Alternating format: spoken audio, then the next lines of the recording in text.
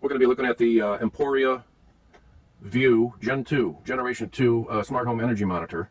We did a video on their first generation, and we're anxious to see the Gen 2, which hopefully solves some of the minor issues that the Gen 1 had, and it's greatly expanded. You can use up to 16 of the taps for your up to 50 amps, put one on each breaker, which is the way to do it.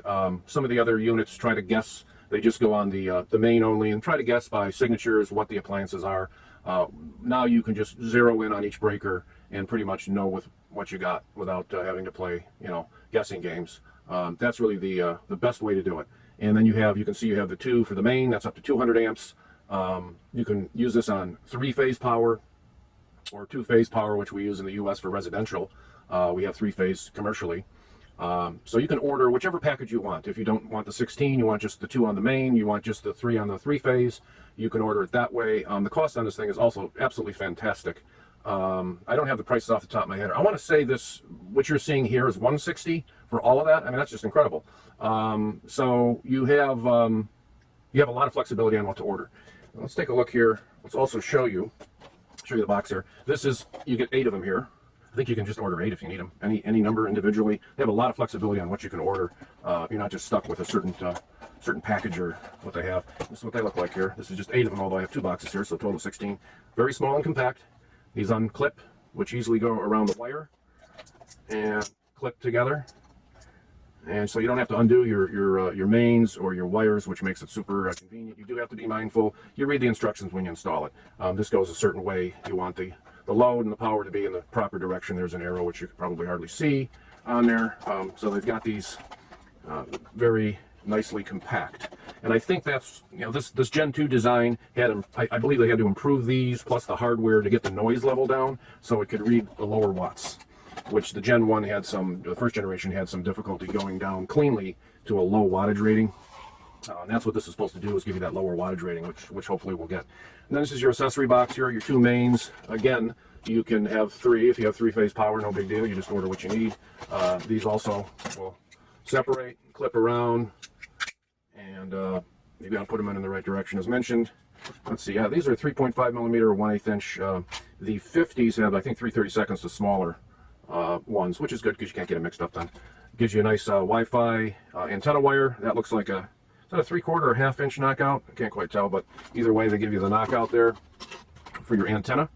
Okay, it's actually, yeah, I guess you could put it on either way. I think that's backwards, but either way, if you put it in the box this way, yeah, you would want it the other way. But at any rate, this is for your antenna. You need to put the antenna on the outside of the metal box. Okay, so if you have a recessed panel, as mentioned in our first video, you need to mount this antenna outside the box somehow. If it's recessed, it would sort of be in the wall, or you could fish the wire outside, but you could put everything in the box but the antenna. That's obviously in a metal box. You're not going to get your RF to come out. My panel is mounted, surface mounted in the garage, so it's not a big deal. Pop it in the knockout and put the antenna on there. It sticks down on the box or off the side or whatever, and your signal will get out.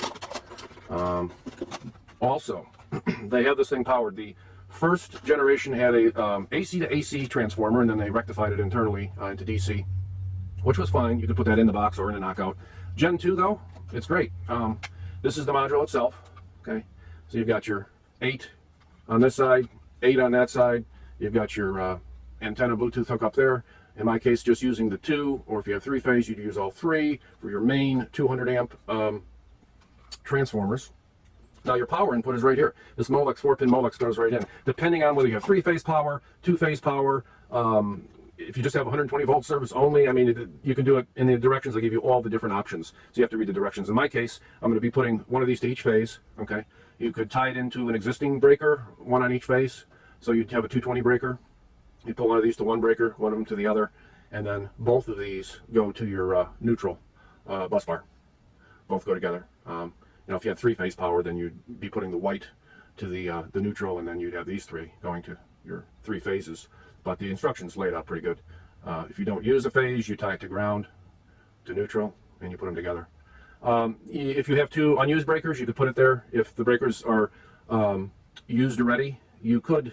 They don't show it in the instructions to double lug it, but what they do is they give you, you could put this on the breaker, put that into the breaker, then you're left with this, and then they want you to wire nut your existing wire, and this is for 20 amp. Looks at 12 gauge. It's aluminum.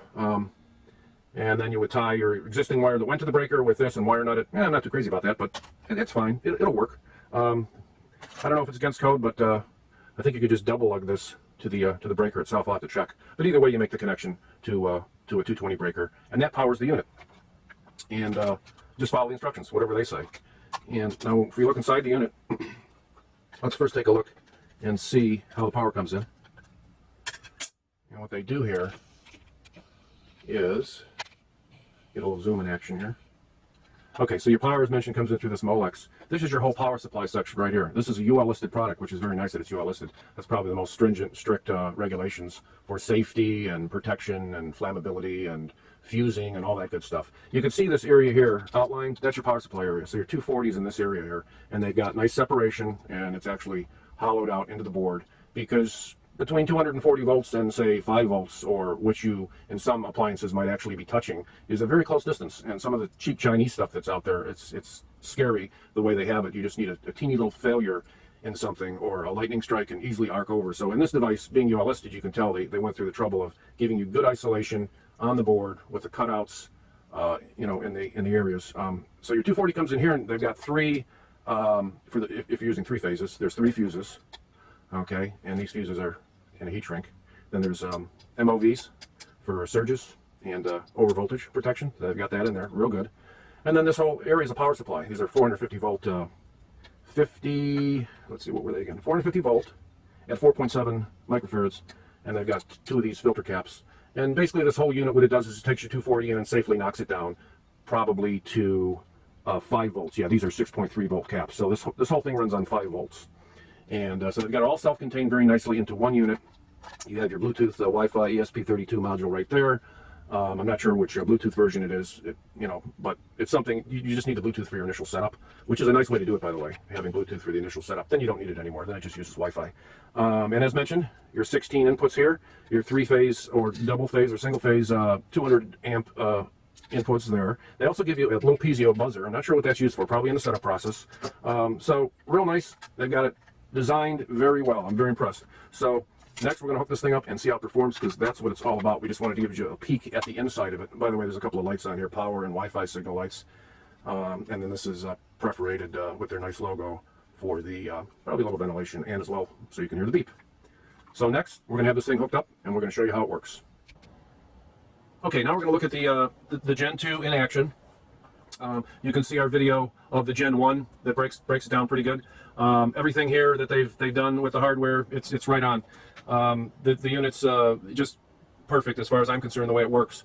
We're going to look at it in operation and explain. And just like we mentioned in the first video of the Gen 1, you know, Emporia got it right when they didn't do what like Sense and some of these other monitors try to do. They wanted to make the thing, some of these other manufacturers, as cheap as possible, and then have the software do what it really can't do accurately. And that's why when you read the reviews of the Sense and some of these others that try to guess what appliances are on by the electrical signature, and you can do that most of the time, but you can't do it all of the time accurately. And even if 10% of the time it's wrong, it's frustrating. And so instead of, you know, giving you the taps to put on each breaker, they don't do that. They just try to figure out what you're using on the mains, and that's near impossible to get that done perfectly. So like I say, Emporia got it right. You have a tap for both mains, 200 up to 200, or 3-phase if you're in a commercial environment, or I believe in Europe they have 3-phase, and you put them on each breaker, and that's what you want. Then you know, there's no question, you know what you've got. And then furthermore, if that's not even good enough for you, you can order, and very reasonably priced, I think even less expensive than some of the Wi-Fi switches out there that you can buy for less cost. It's a Wi-Fi switch, but it's also measuring the wattage on an individual appliance. 120 volt appliance you can plug into it. You know, a dehumidifier, for example, that might be on a 20 amp breaker, and you want to know specifically what the device is doing. It might be a lower wattage device that might get drowned out on a 20 amp breaker, and you want to look specifically at that one device. You can do that by buying the add-on smart plug. And you can control the device, turning it on and off, and all those timers and things. We're going to do a review on that coming up shortly too, on those specific smart plugs. And not only that, but it measures the wattage, and then you've got it specific down to an appliance, which you probably don't need, but there might be 1 or 2 things I could think of. Be nice to know, real specific. But this gives you, the full system gives you up to 16 50 amp taps that go on your breakers, and 16 is a real good number. It's probably more than enough for you. And as mentioned, you don't need to order the full 16. You can order what you need. If you only need 8, they have a package with 8. You can order individual ones. But yeah, for the same amount of money, if the 16 package is the same, you might as well just order that one and have some extra ones. But anyway, let's look at this thing in action. So the app itself, it's the same app for both the Gen 1 and the Gen 2, but it works more accurately with the new hardware. Okay. And that was the problem they had with the Gen 1, was there was too much noise, I guess, in the hardware, and they ended up cutting it off at 35 watts, which to me was unacceptable. This was with the old hardware, not the new hardware.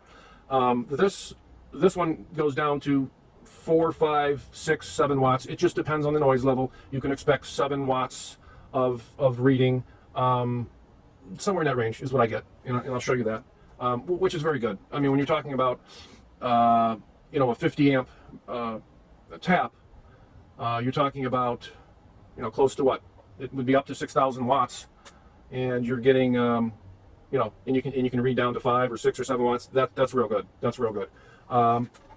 So let's take a look. We've got right now, I'm going to kick the central air on so you can get an indication of a device that's using more power. Okay, so here they've added this to the app recently, and it's just a place where you can look at, just get a numerical value of everything at once, and there's 16 of them here. And again, you can add your smart plugs onto this list too, I'm pretty sure. And then at the bottom it gives you a balance, a surplus or a minus. And I believe that might have to do with solar. You can hook this to your solar and it'll figure that out as well. I don't have solar.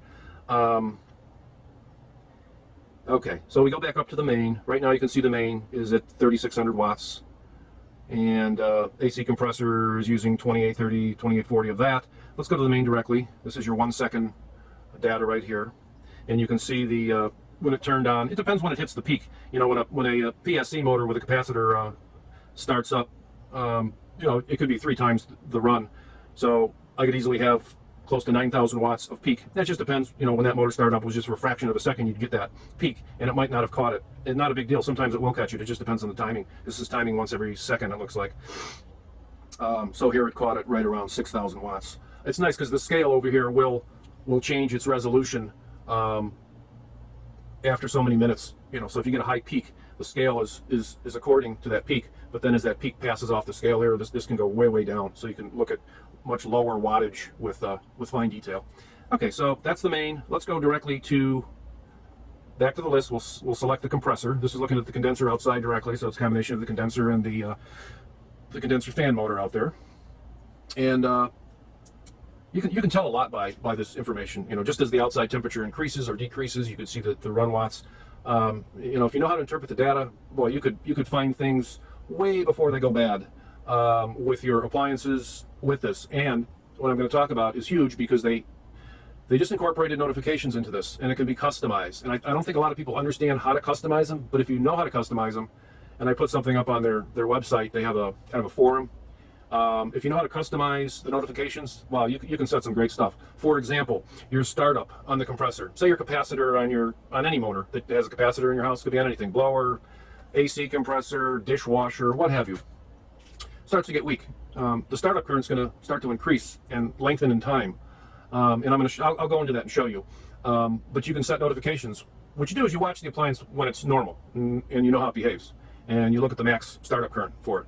And then you set a notification for it for startup. Say if it goes above the normal startup for more than 2 seconds, in this case I've got it set for around 9,000 watts for my condenser, more than 2 seconds, I get a notification, a push notification. Then I can set another notification for the running watts. So then I set another one for, say, if this happens for 10 seconds and my condenser pulls more than 3,200 watts, because on a real hot day it might go close to that. It's got to be under, of course, otherwise you get a notification. So I set it for about 3,200 watts. Then I know something's wrong. Did the fan motor out there, is it not spinning properly? Did it shut down? Whatever. I'll get a notification right away. That in itself is huge. You can save yourself. this thing would pay for itself one time if you had a failure. Because a lot of things that fail like that, a bad bearing, a bad capacitor, many other reasons, can damage things, damage the compressor and so forth. And you wouldn't even know about it, unless you were really watching the thing. And who has a clamp-on meter on their device at all times? Well, with this Emporia, it's like putting a clamp-on meter on all of your appliances, all your breakers, all the time. and you've got it at your disposal. And even if you're not paying attention to it, you can set it up in such a way where you'll get a notification if it goes above your parameters. I was helping a guy out. He has a well. He's got an expensive pump down in there for his water, and I was trying to tell him how to set it up. You know, set up those two parameters for your startup current and then your run current. And I didn't hear back from him, but I'm assuming he got those correct. And I'll show you how those notifications work. So we're looking at the AC compressor directly, and shortly this will rescale. Let's go to something else here. Show you something else.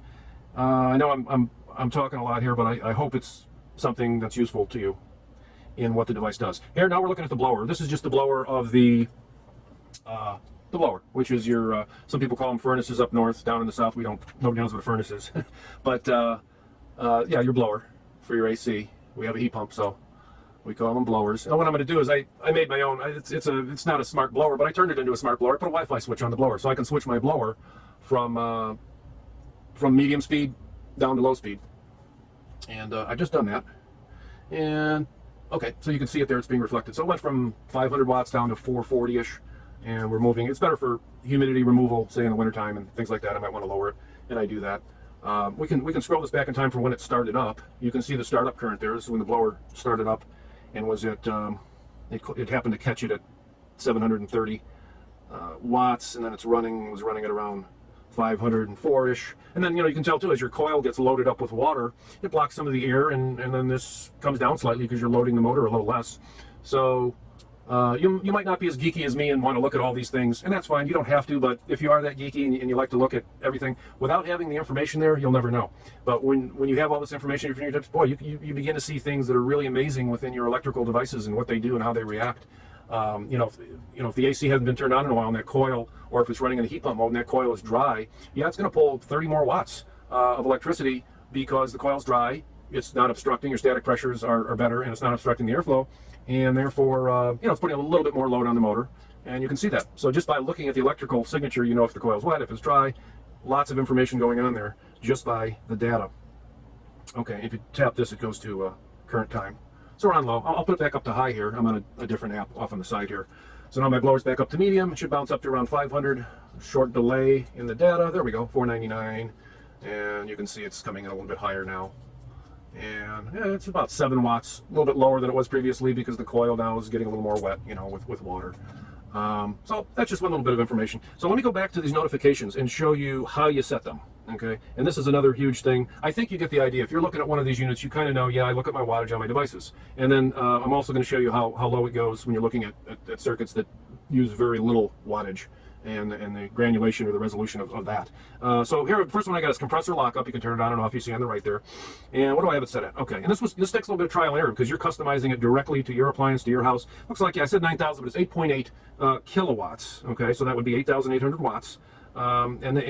In other words, when my motor starts up, and you might have to watch it for a couple of days and see, because again, as I mentioned, you have to grab that peak at just when it happens. And over time, you'll be able to grab that peak. You'll see, that was a high one, but it never quite goes above, say, in my case, it's probably 8,700, and I upped it 100 watts, and I set it for 1 second, as you can see there. And you can change this minutes, seconds, whatever you want. I set it for if it exceeds, okay?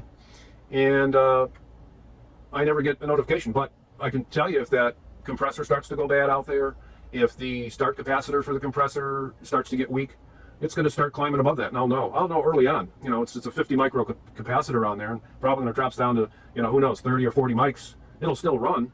I'd never know, but this would tell me, yeah, it's having a little bit harder time to start up because it's pulling more current over that 1 second period. So very useful, extremely useful, but you got to set it, you know, to use that feature. Then I have another one for the compressor. I think 2 is a good way to set them. Your startup and then your run. And that only applies to motors that are permanent split capacitor motors that have a capacitor, that have a startup surge, because it shows that. Now, what would you want a compressor run amps? Okay, what would you be interested in the running amps for? Probably won't tell you much about the capacitor at all, but it will tell you if the bearings are bad on a motor, they start to get dry and restrictive, the motor's not spinning properly, that current's going to go way up. Typically, that's known as your run load amps, or yeah, your let's say you've got lock rotor amps, run load amps. So that'd be your run load amps, and that's just when the motor is running normally. Could be a variety of reasons why it would go higher.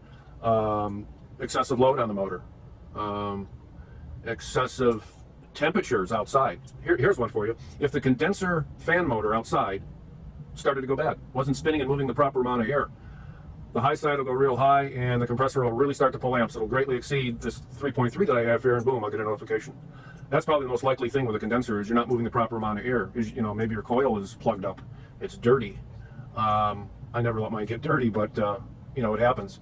You know, those fir trees and things, that'll climb right up easily, especially on a hot day. So so right here I've got it set for 10 seconds. It goes about 3.3 kilowatts. Generally when it's running, it runs, you know, 2,600 watts. Like say on a super hot day, it'll climb maybe 3,000 to 3,100. So I got a little bit of headroom there. You don't want to get false notifications, but with a AC compressor outside, yeah, you're going to get big variations in the running amps because it's dependent upon temperature, among other things. With other motors, you might not get the huge verification. With pumps, you're also going to get a big variance in the is it moving, how much water is it moving, and so forth. So if you understand what I'm talking about, you can see really there's a big value in this, and that's all part of the app. So I think we've talked. Well, I'll show you a couple more and then we'll move on. Refrigerator, great for that. Here's another one that's kind of neat. When my refrigerator defrosts, okay, I just want to know. It happens about every 60 to 70 hours. It's got adaptive defrost. And it's kind of neat because a lot of times that circuit fails, and that's why your fridge gets warm and your freezer is somewhat cold, but the fridge is warm, is because your coil's iced up and the defrost circuit malfunctions. So what happens here is, on my particular fridge, when it goes into defrost, it pulls 600 watts. And that's the most the fridge pulls. Unless it happens to be heating the ice up at the same time, but at any rate, 600 watts. So I've got it set where if it, for 3 minutes, and I'll tell you why it's 3 minutes, goes about 500, let's see, half kilowatt, 500 watts, which is 0.5 kilowatts. Kilowatt is 1,000.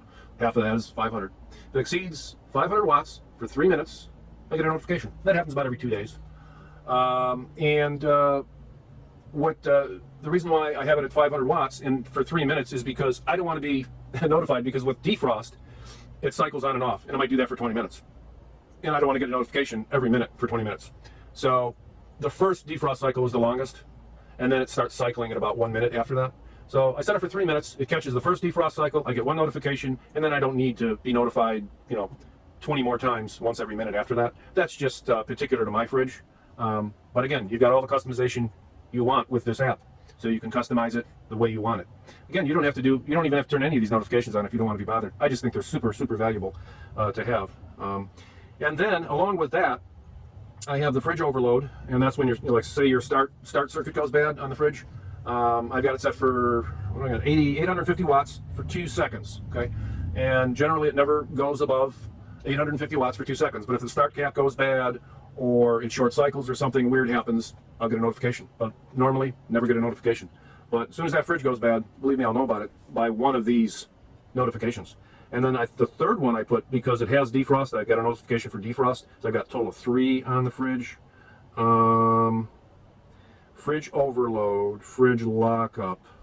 Okay, no, this was the fridge. Yeah, this was the one I meant to say. This is your lockup, where if your start cap goes bad or your start relay goes bad on your fridge. I got that one for 1.65. I have it labeled incorrectly. It really should be fridge run overload. So if it's just running normally, and it went above that, yeah. So, and again, you can customize it any way you want.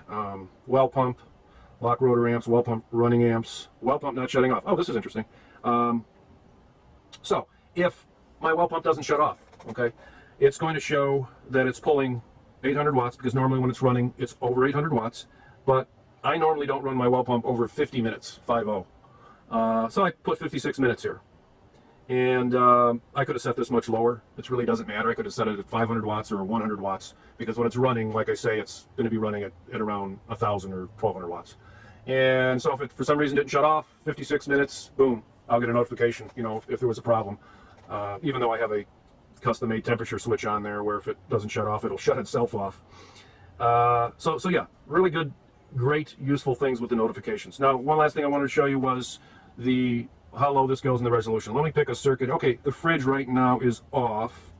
I can't really show you that because it was just on, and the resolution is still set a little bit high, so I can't show you too much. But you can see right there, 9.82, 10 watts, 8 watts. Because I have a night light on the fridge on the outside, it is running the board, which is a couple of watts. I happen to have a kilowatt meter on there that's using a couple of watts. So all in all, yeah, there's probably about 7-8 watts running on it. When the resolution changes, you can see much finer data here. Let me show you another circuit that would represent that. And again, on the Gen 1, you could not see anything below 35 watts. Now you're seeing data well down to somewhere around 5-6 watts, and then at that point, it stops. Let me go back to, let's see here. Okay. Nope, wrong one. Let me go back to master. Again, if we go to a circuit that has nothing on it, that's, you don't have anything showing. It's using nothing. This circuit, yeah, there's nothing. There might be, in reality, a couple of watts on it, but again, this is not going to show you that, but it'll start showing at around 5 to 6 watts. You'll start seeing the data, and that's very reasonable. Let me show you master. Ah, see, it changes, and then I hit the wrong one. Oh, that was a good one. Okay, this one here, master bedroom, 12 watts. There's just a lot of plug-in different things, Wi-Fi things going on in there. And you can see that it's on a very, very low scale here, and like maybe a 20-watt scale, and you can see the fine data that it's showing. So if something were to turn on there, I might be able to, let's see, I'm going to go through another app here on the side.